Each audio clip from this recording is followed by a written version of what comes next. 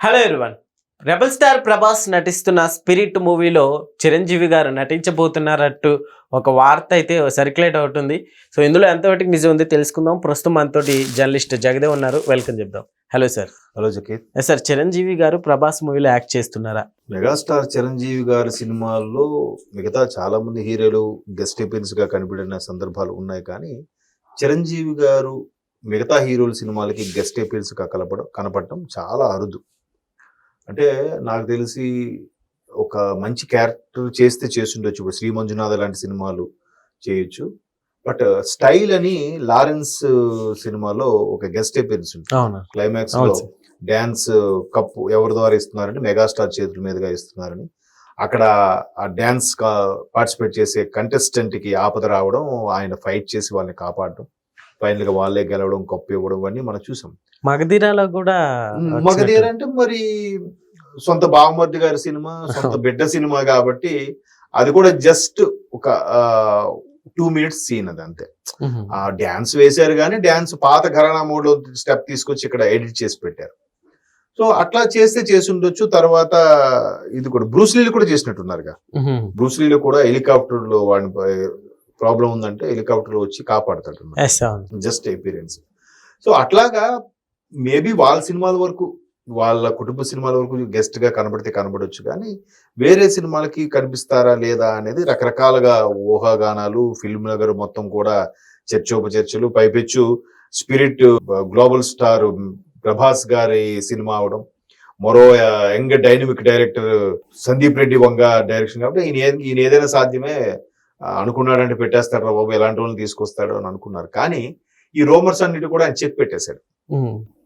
నా సినిమాలో చిరంజీవి గారు లేరు, అంత పెద్ద స్టేచర్ ఉన్న స్టార్ ని నా సినిమాలో వాడను, మహా అనుకుంటే కావాలంటే ఆయనతో సింగిల్ గా సోలోగా మరి వేరే సినిమా చేస్తానే తప్ప ఆయన్ని అంత పెద్ద వ్యక్తిని నా సినిమాల్లో మళ్ళీ ఆప్షన్ గా వాడేది ఉండదు అన్నట్టుగా ఒక క్లారిటీ. ఆయన ఏదైనా ముక్కుసీటుగా మాట్లాడతారు. ఎందుకంటే ఆ స్పిరిట్కి సంబంధించిన దీపికా పదుకొనే ఏవో రిస్ట్రిక్షన్ పెట్టిందని, పొద్దున్న 10 గంటలకు వస్తా, సాయంత్రం 4 గంటలకు వెళ్ళిపోతా, నాకు బేబీ ఉంది, తర్వాత సండేలు వర్క్ చేయను, పబ్లిక్ హాలిడేలు వర్క్ చేయను, నాకు వీక్లీ 5 days వర్క్ చేస్తాను, ఈ లేడీస్ ప్రాబ్లమ్స్ ఉంటాయి, రకరకాల డిమాండ్స్ పెట్టింది. అది కాక రెమ్యునరేషన్ కూడా ఎంత అడగడం, బాలీవుడ్ లో ఒక ఏరియా కలెక్షన్స్ నాకు కావాలి, ఏవో మొత్తానికి డిమాండ్ పెట్టి ఈయన సింపుల్ గా నో అని చెప్పాడు. ఈయన ముఖం మీద చెప్తాడుగా.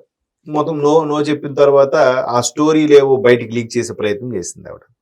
సో మొత్తానికే మా సినిమా నుంచి ఇంకా ఆమె తప్పించేస్తామని చెప్పి ఒక స్టేట్మెంట్ ఇచ్చాడు, ఎక్స్ లో పోస్ట్ చేశాడు, మొత్తానికి తీశాడు. అంటే ఆయన ఏది కూడా ఒక విధంగా మన రామ్ గోపాల్ వర్మ లాగా ఫటాఫట్ చెప్పేస్తాడు ఆయన, కరాఖండిగా. సో ఆయన సినిమాల్లో హీరోల్లో కనిపించే క్యారెక్టర్ యాటిట్యూడ్ ఏదైతే ఉంటుందో దాంట్లో కొంత భాగం ఆయన రియల్ గా ఫీల్ అయ్యి ఆయన యాటిట్యూడ్ గానే అది చూపిస్తాడు ఆయన. అంటే చాలా మంది అలా అంటుంటారు, మేబీ ఆ గట్స్ గా కూడా తీస్తాడు ఆయన. ఇప్పుడు అర్జున్ రెడ్డి కూడా బాలీవుడ్ లో కబీర్ సింగ్ అని ఏదో తీశాడు, సూపర్ హిట్ అయింది. తర్వాత యానిమల్ అయితే ఒక స్థాయిలో ఆడింది. యానిమల్ టేకింగ్ కానీ అవి కూడా ఏంటి ఇంత నిజంగా యానిమల్ లా బిహేవ్ చేస్తాడేంట్రా హీరో అన్నట్టుగా అనిపిస్తుంది. బట్ అటువంటి వాడు కూడా కొన్ని ఎథిక్స్ ఉంటాయి. అంటే తండ్రి అంటే బాగా ఇష్టంగా ఉండడం, భార్య మాట ఒక ఆడదంటే ఒక భార్య తప్ప వేరే వాళ్ళ ఉండి కన్నెత్తి చూడకపోవడం, ఇట్లాంటి కొన్ని భలే చూపిస్తాడు అనమాట. సో ఆయనే క్లారిటీ ఇచ్చాడు, చిరంజీవి గారు లేదు, చిరంజీవి గారిని సెపరేట్ గా. ఎందుకంటే వీళ్ళందరూ కూడా ఇప్పుడున్న డైరెక్టర్లు అన్ని కూడా ఆల్మోస్ట్ చిన్నప్పుడు చిరంజీవి గారి సినిమాలు చూస్తూ పెరిగిన వాళ్ళే. చిరంజీవి గారు కానీ బాలయ్య గారు లాంటి సినిమాలు చూస్తూ వాళ్ళ నుంచి యాక్షన్ అంటే ఇలా ఉంటుంది, సినిమా అంటే ఇలా ఉంటుంది, డైరెక్షన్ అంటే ఇలా ఉంటుంది, దాన్ని ఇంప్రవైజ్ ఇలా చేయొచ్చు, ఆ కథ ప్రకారము దాంట్లో డైరెక్షన్ కొంతవరకు ఉపయోగపడినా దాన్ని హీరో అనేవాడు మరి కాస్త ఇంప్రవైజ్ చేసి ఎలివేట్ చేసి చేసిన సన్నివేశాలు చాలా ఉంటాయి. అలాగా చిరంజీవి గారు బాగా పండించేవారని, ఆయన నటన చూసి ఆయన ఫాలో అయ్యి ఆయన ఫ్యాన్స్ గా ఉంటూ ఇండస్ట్రీకి ఇన్స్పిరేషన్ గా తీసుకుని వచ్చిన వాళ్ళు చాలా మంది ఉంటారు. అందులో ఇటువంటి దర్శకులు కూడా ఉన్నారు. బట్ ఆయన క్లారిటీ చెప్పాడుగా, నేను చిరంజీవి గారు ఇందులో ఏం యాక్ట్ చేయట్లేదని. పైపెచ్చు దీపికా పదుకొండ తీసేసి తృప్తి దిమ్ని మన యానిమల్ లో సెకండ్ హీరో ఉంటుంది కదా, ఆమెని పెట్టినట్టు కూడా వెంటనే డిక్లేర్ కూడా చేస్తే ఆమెతో కొన్ని సన్నివేశాలు చేశారు. తర్వాత ఈ రాజా సాబు డిసెంబర్ ఎప్పుడు రిలీజ్ ఉంది, పోస్ట్ ప్రొడక్షన్ వర్క్స్ అవి నడుస్తున్నాయి. రాజాసాబ్ రిలీజ్ అయిపోయాక కంప్లీట్ గా మన Baahubali rebel star Prabhas spirit సినిమాతో కంటిన్యూ అవుతారు. ఇంకా ఆ షెడ్యూల్ ఇంకా ప్లాన్ చేస్తున్నారు. స్పిరిట్ మూవీ ఎలా ఉండబోతుంది? కంప్లీట్ గా ఒక పవర్ఫుల్ పోలీస్ ఆఫీసర్ క్యారెక్టర్ అని కూడా ఆయన ఒక లీడ్ ఇచ్చాడు. డార్లింగ్ ప్రభాస్ కి ఎంతవరకు పోలీస్ ఆఫీసర్ గా ఫుల్ లెంత్ పోలీస్ ఆఫీసర్ గా ఎక్కడ చేసినట్టు మనం చూడలేదు. కొన్ని ఏకనిరంజన్ లాంటి సినిమాల్లో పోలీస్ ఇన్ఫార్మర్ గా పనిచేసిన సందర్భాలు ఉన్నాయి. కానీ ఆయన ఎంతసేపు ఒక మాస్ గా గానీ, ఒక ఛత్రపతిగా గానీ ఎట్లాగా చూసాము.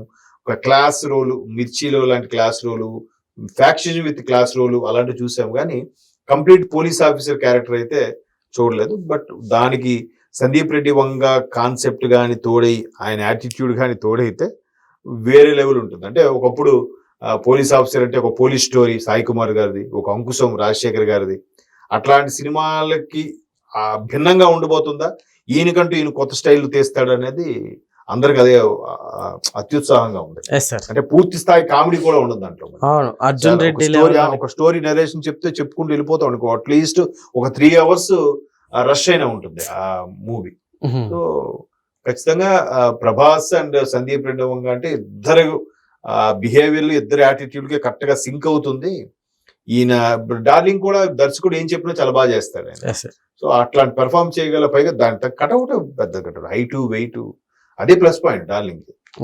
పైపెచ్చు మంచి స్టార్డమ్ ఉంది, మంచి ఇమేజ్ ఉంది ఇండస్ట్రీలో కూడా. ఎక్కడ ఆడి గురించి బ్యాడ్ ఇమేజ్ ఎక్కడ లేదు. వెనక ఆయన గురించి బ్యాడ్ గా మాట్లాడుతున్న సన్నివేశాలు లేవు. కో ఆర్టిస్టులు కానీ, ఇండస్ట్రీలో దర్శకులు, ప్రొడ్యూసర్లు కానీ డార్లింగ్ అంటే అందరికీ ఇష్టమే.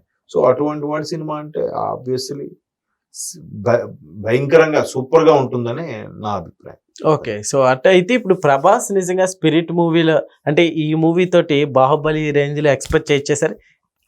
ఇప్పుడు ప్రభాస్ మూవీలో ఆయనకి రేంజ్ కి ఎట్లా అంటే, ఒక బాహుబలితో పాన్ ఇండియా ఇమేజ్ వచ్చేసి వరల్డ్ వైడ్ స్టార్ అయిపోయిన తర్వాత ఇంకా నెక్స్ట్ వచ్చే రాజాసాబ్ లాంటి హర్రర్ థ్రిల్లర్ కామెడీ కూడా వరల్డ్ వైడ్ గా రిలీజ్ చేస్తారు. ఇంకా అందులో సందీప్ రెడ్డి వంగ లాంటివి వస్తే ఇంకా వరల్డ్ వైడ్ రిలీజ్ చేస్తారు. ఆ క్రేజ్ అలాగే ఉంది. ఆయన కింద అంత ఖర్చు పెట్టినప్పుడు దానికి తగ్గ ప్రొడ్యూసర్ ఎప్పుడైనా కూడా నష్టానికి ఎవరు సినిమా తీయాలనుకోరుగా. ఈయన మీద 10 రూపాయలు పెడితే మనకు 100 రూపాయలు వస్తుంది, కనీసం 50 రూపాయలు వస్తుంది అనుకుంటేనే ఎవడైనా పెడతారు. 10 రూపాయలకి 5 రూపాయలు వస్తుంది అనుకుంటే ఎందుకు సినిమా తీస్తాడు? తీయాల్సిన అవసరం ఉంది.